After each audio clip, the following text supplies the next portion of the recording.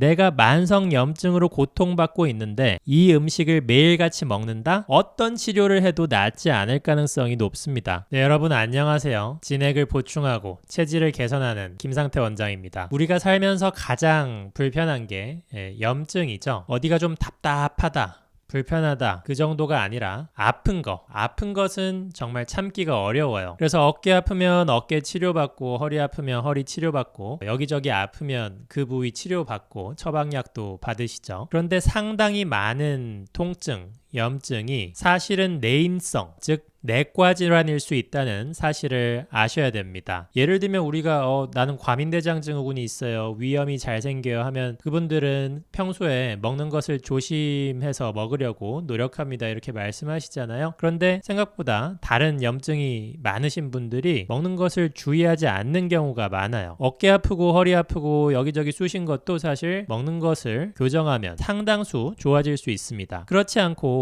늘 해당 부위 주사 맞고 약으로만 하면 나중에 점점 먹어야 될 약이 늘어납니다. 속 쓰려서 위산억제제 먹다가 혈압 당뇨 와서 약이 추가되고, 그리고 또 어깨 아파서 소염제 먹다가 어깨 좀 나으니까 이제는 허리 아파서 또다시 소염진 통제 먹게 되고, 그런 식이죠. 근본적인 치료는 결국 식생활 습관을 고치는 데서 출발하게 됩니다. 그래서 오늘은 이 말을 잘 기억하십시오. 내가 무엇을 먹든 내 장내 세균이 먼저 먹는다. 내 장내 세균이 뭘 먹느냐가 내 건강을 좌우한다. 무슨 말이냐면, 이렇게 장이 있으면 장 안에 엄청나게 많은 세균이 있어요. 장 위에 이제 위가 있는데, 위는 위산이 너무나 세서 위 안에는 세균이 거의 없고, 장 안에는 이 안에 있는 세균의 수가 우리 몸 전체 세포의 수보다도 훨씬 더 많습니다. 장을 펼쳐 놓으면 테니스 코트 면적의 3배에 해당하고요. 엄청나게 넓은 공간이라서 사실 이 안이 하나의 거대한 생태계라고 할 수 있겠죠. 그런데 이 장내 세균 중에 유익균이 있고요, 유해균이 있어요. 그리고 유익균인지 유해균인지 애매한 세균들도 있는데, 어쨌든 얘네가 균형을 이루면서 살아갑니다. 그런데 이 균형이 깨지면, 유익균이 감소하고 유해균이 증가하면 이제 건강에 문제가 생기기 시작하는 거죠. 어떤 문제가 생기냐면, 이 유익균은 뭘 내뿜냐면 장 점막을 보호하는 천연 장점막 보호제를 만들어요. 그런데 그 천연 장점막 보호제가 줄어들면 이 유해균이 내뿜는 염증 유발 물질 LPS라고 하는데요.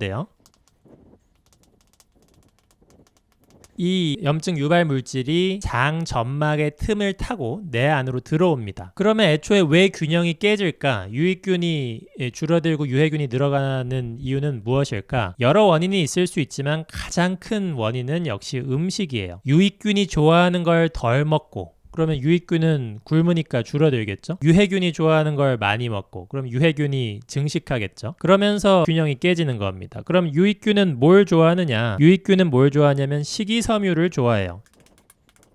이 식이섬유를 먹고 대사를 시킬 때, 그때 SCFA라는 물질을 만드는데, 그것이 제가 아까 언급했던 이 장점막 보호제입니다. 장벽 사이사이를 튼튼하게 하는 일종의 코팅제, 접착제 역할을 하고요. 이 장벽을 확대해보면 여기 이제 다 세포들이 이렇게 붙어 있겠죠. 세포 사이사이가 우리 피부 가죽처럼 막혀 있단 말이에요. 흡수할 때만 살짝 흡수하고 그렇게 해야 되는데, 이 접착제가 없으면 이 틈이 느슨해져요. 그래서 흡수하지 말아야 될 물질들이 막 들어올 수 있게 됩니다. 그러면 유해균은 뭘 좋아하느냐? 설탕 같은 단순당, 정제 탄수화물 이런 걸 좋아해요.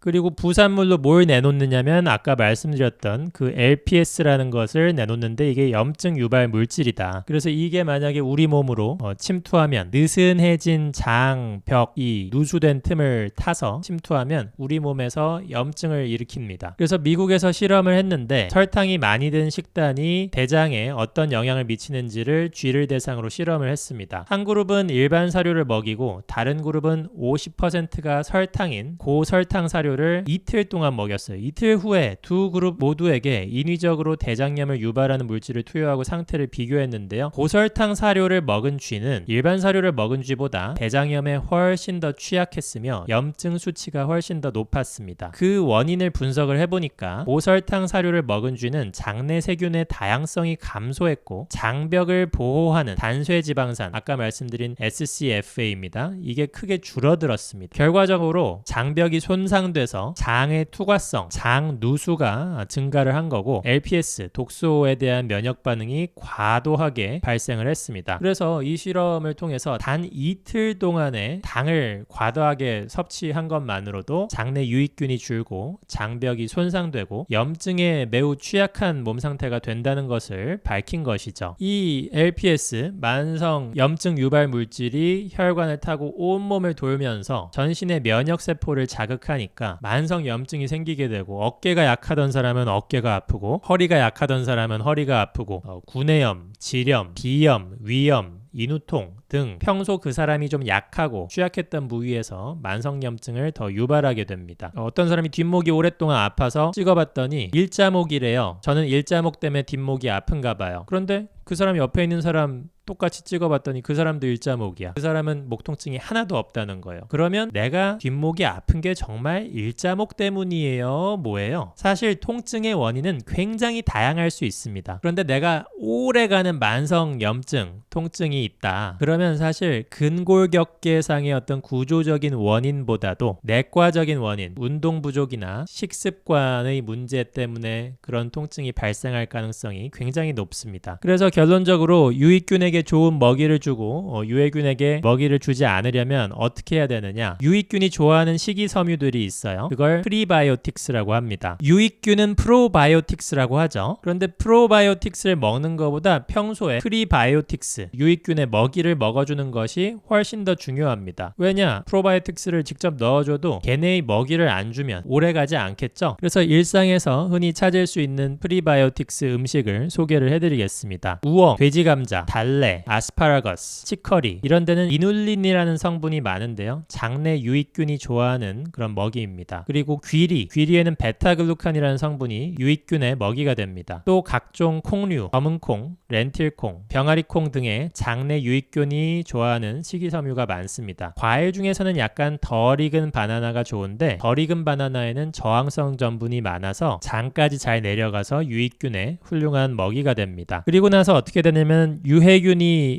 좋아하는 먹이를 주지 말아야 되겠죠. 단순당, 정제탄수화물, 구체적인 메뉴를 다 불러드리면 설탕 많이 들어간 달달한 음식들 다 포함되겠죠. 예를 들면 믹스커피, 설탕과 프림의 조합으로 유해균이 가장 좋아하는 먹이 중에 하나고요. 각종 과일 주스, 청량음료, 이온음료, 이런 액상과당들, 흡수가 매우 빠르고 나쁜균을 급속하게 증식시킬 수 있는 그런 최악의 나쁜균 먹이입니다. 그리고 우리가 아메리카노 같은 거 먹을 때도 시럽 타드시는 분들 있잖아요. 각종 시럽류, 그리고 과자, 빵, 케이크, 정제 밀가루와 설탕의 덩어리들이고요. 그리고 라면이나 칼국수 같은 면, 이런 하얀 밀가루 면은 단순당처럼 작용을 할 수 있습니다. 그리고 떡볶이, 특히 이런 걸 꿀이나 설탕에 찍어 먹는 거, 이런 거 먹으면 장내 유해균이 완전 그날 잔치상 버리는 거예요. 그리고 이제 튀긴 음식, 튀김의 튀김옷이 그게 다 정제 탄수화물이죠. 그러면 여기서 이렇게 질문해 볼 수 있겠죠. 유익균에 먹이 뭐 줘야 되는지 알겠어. 그리고 유해균에게 뭐 주면 안 되는지 알겠어. 그러면 유익균 먹이 주는 게 더 중요한가요? 유해균에게 먹이 안 주는 게 더 중요한가요? 이렇게 물어보실 수 있어요. 내가 유익균 먹이 잘 주면 유해균이 좋아하는 거 좀 먹어도 되지 않나요? 정답을 말씀드리면 아닙니다. 유해균이 좋아하는 걸 안 먹는 것이